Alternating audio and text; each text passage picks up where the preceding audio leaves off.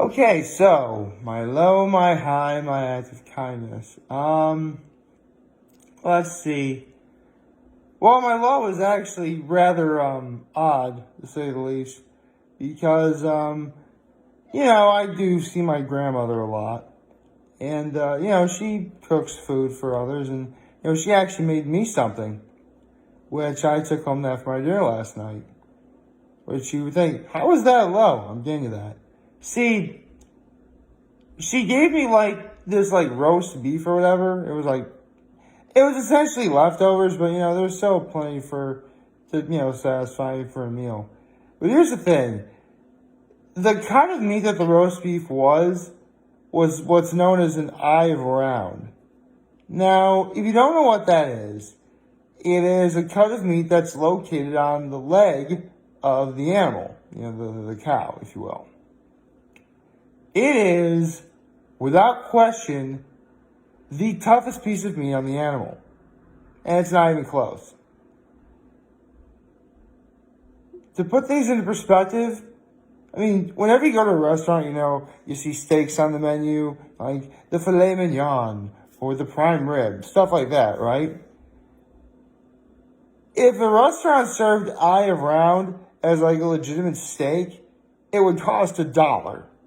That's how cheap and not very tender this piece of meat is. Basically, it was meant to be made for, again, roast beef, slow cooker, pot roast, if you will. Because that's essentially what this was. It was pot roast.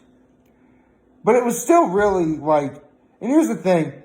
This meat was obviously slow cooked, but it was still rather tough. So, long story short, I'm chewing on, this meat so much so that I actually hurt my jaw. I'm not even kidding. It's still kind of, I took some ibuprofen last night or whatever for it, but it's still really well, it's actually not so bad now, but I just gotta be careful. Honestly, I think taking ibuprofen night should be the way to go from now on, I guess. But it's just so weird. Maybe I'm coming down with another ear infection too, because normally, if this part of my jaw hurts, it's because I have an ear infection. And the fact that I was chewing on that tough piece of meat the way I was only aggravated it more so. So, not good. Not really good at all. And I'm sure someone's probably going to ask, Nick, are you sure your grandmother's not trying to kill you? Yes, I'm sure my grandmother's not trying to kill me. She gave me pot roast. What could be dangerous about that? It came with vegetables, onions and carrots and celery and the little potatoes. It was good. Everything else about it was great. In fact, they even used some of the, that also reminds me. Here's another reason why. Because and this really is, I swear this isn't my fault at all. My grandmother just did not do a good job wrapping it up. I think you know where this is going. It wound up making a mess in my car. So, not fun. Not fun at all. So, needless to say, I'm going to be clean. I try and clean out my car a little bit. I'm going to try and do more today. I thought I did a good enough job, but, just have to wait and see about that. So, that was my low. My high yesterday was watching easily some of the greatest acts on America's Got Talent I've ever seen. And, granted, this is my first full legitimate season that I've been able to pay attention to everything. For the most part, I did last year as well, up until Toy Story 4 came out, and I had to work on the movies for that one, so couldn't really watch America's Got Talent that night. But you know what? This is the first legitimate season that I watched all the way through, and I'm glad I did because I saw some of the best acts I think I've ever seen. And my act of kindness, actually speaking of my grandma, I actually ran some errands for her because I love my grandmother that much. So, yeah. So, Why did I just say so again? Anyway, good morning and happy hump day, everybody. We're already at hump day. The second day of fall, we're already at hump day. Huh. Pretty neat, huh? So, right, about America's Got Talent. After what I saw last night, and after,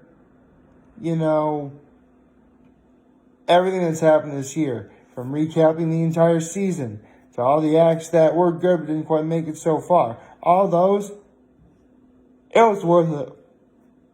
It was worth all of it. Going into tonight, however, I really don't know who's going to win. I really do not know who's going to win.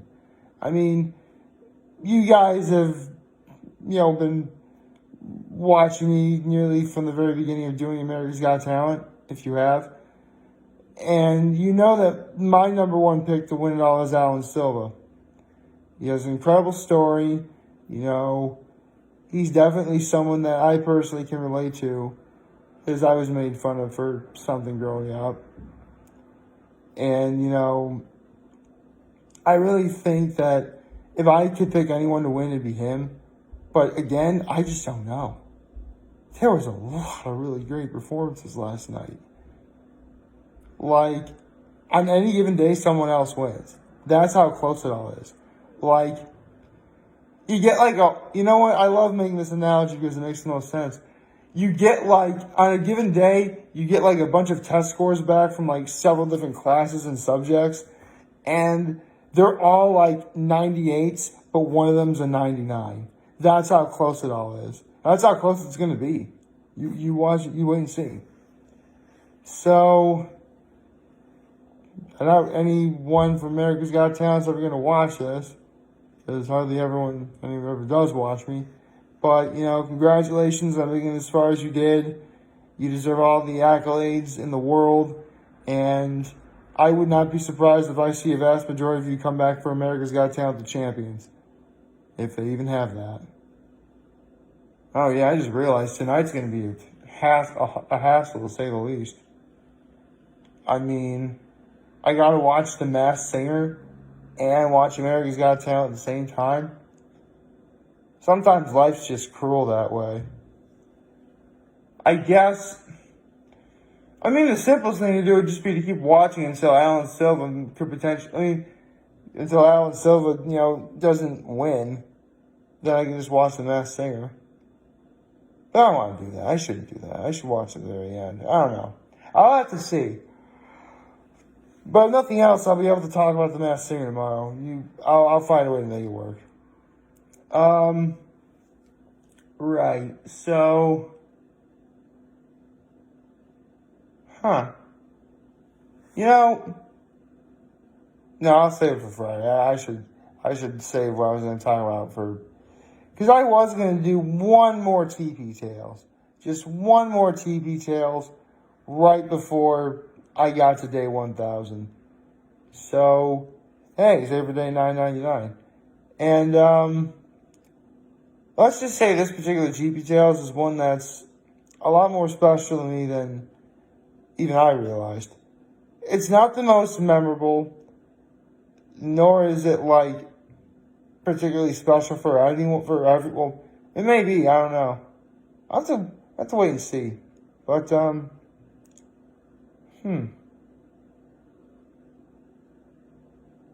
know what, why not? I'll do the TP Tales now. Just in case I forget to do it on Friday and I miss the opportunity altogether. Nothing's going to stop me from making videos. I could wait until after day 1,000 to do this. But, you know what? I should. Basically, I'll do it now before I procrastinate any further. See, I mentioned this place many times throughout talking about Trinity-Pawling. Whether it was just through the TP Tales or just talking about Trinity-Pawling in general. But I never really did give this place its dues. Because the part of me just didn't really think about it. But I went to Putnam Diner a lot. A lot. Not, religiously so. In fact, there'd be, several weeks at a time where I didn't go at all because no car, no way to get there. But every single time I ever went to Putnam Diner for dinner, there was always something memorable behind it. I mean, the first time I went to Putnam Diner was when we had our very first advisor-advisee dinner, where, we go to, where, we get in there's a Trinity-Pawling has these, little buses, and they take, they're really, for sports teams and stuff. They're not those kinds of little buses, calm down. And, they're, for sports teams, for athletic events, stuff like that. And we go to Putnam Diner. And we were told that, this is the kind of place that, serves breakfast, all day, all night. One of those places. And even though it intrigued me, I immediately saw there was a porterhouse on the menu. I'm like, I'm getting the porterhouse. And I did. And it was awesome. But, I don't think I ever really had breakfast at Putnam Diner, to be perfectly honest. I mean, actually, I'll be honest, I really don't know. I mean, for the most part, I would always get, the burger and fries for any other time we went. I mean, I would change it up a little bit. So I once got, these stuffed shrimp. They're really good. But for the most part, it was, just simply a burger and fries. I think it was a bacon cheeseburger and fries. Maybe. I think that's what it was. But the food don't remember, the food at Putnam Diner is fantastic. Again, and I actually said this when I posted the YouTube video on Facebook. Honor roll for horse heads. Honor roll is to horse heads what Putnam Diner is to Trinity-Pawling. That's that's what it's like. And the food was fantastic, but for me, the memories I have associated with Putnam Diner are what I associate Putnam Diner more with than the food. I mean, again, I just mentioned my advisor-advisee dinner. And, whenever I get to that particular video, and for those of you who don't know, it's the video where I tell the story of how I contemplated and would eventually get over, suicide. That night, I went to Putnam Diner with my father for the first time. It was the first time my father went to Putnam Diner, and he really liked it. Let's see. Sometimes my father and I would go, my parents and I would go there when they visited me. Sometimes we'd go there just as a group dinner, perhaps, for something. I mean, a couple of times we actually went to Putnam Diner. We went to Putnam Diner after the winter and spring theater performances. Winter and spring show. So, the after party for A Day in Hollywood, The Night in the Ukraine, we went to Putnam Diner. The after party for the series of one acts, which is what the spring play was, again, went to Putnam Diner. And it was just fun being around so many wonderful people. Actually, a couple girls there too, because, this is theater, For those of you who don't know, girls came from, the local high school. It was a Pawling high school. So, yeah. Hey, you do whatever you want, really. So, there was, there was that. And no matter what happened, we always went, whenever I went, and don't get me wrong, I said this before, the food was fantastic, but more importantly, it's the memories I have associated with it. Because I have a lot of great memories. I'll just explain most of them to you. So, yeah. Needless to say, like with Honor Roll yesterday, I highly recommend Putnam Diner should you go. It is a little bit far away from Trinity-Pawling. I mean, here's the thing. It's not even actually, I don't think it's even 10 miles away from Trinity-Pawling. It may not even be, it's really not that far of a drive, really. It takes a while to get there because the speed limit's so slow. Seriously, I think, that entire road from, when you first enter, the town of Pawling is, 35. And it's 2-lane traffic. So if you're behind someone, you're going to be in traffic for a while. So, fair warning. Again, I love the town of Pawling, New York. I do. But every town isn't perfect, of course. And, there's going to be flaws every town you go to. I can think of, several flaws for Horseheads or Elmira, even Corning, for instance. But definitely one of the flaws for Pawling is, traffic. And the speed limit. Specifically the speed limit. So, if you can work your way around that, man, it's great. So, in that regard. So, yeah. AGT thoughts and cheapy tales. What a truly remarkably fun combination. Like, favorite, share, hit the subscribe button, follow me on social platforms, show me guys on YouTube. I'm very humbled to make this video for all of you guys who watch and enjoy today. I hope you have a wonderful, wonderful hump day. And remember, if you guys want to talk to Chan, I'm always going to be here to lend an ear. Always, everybody, take care and make good choices. See ya.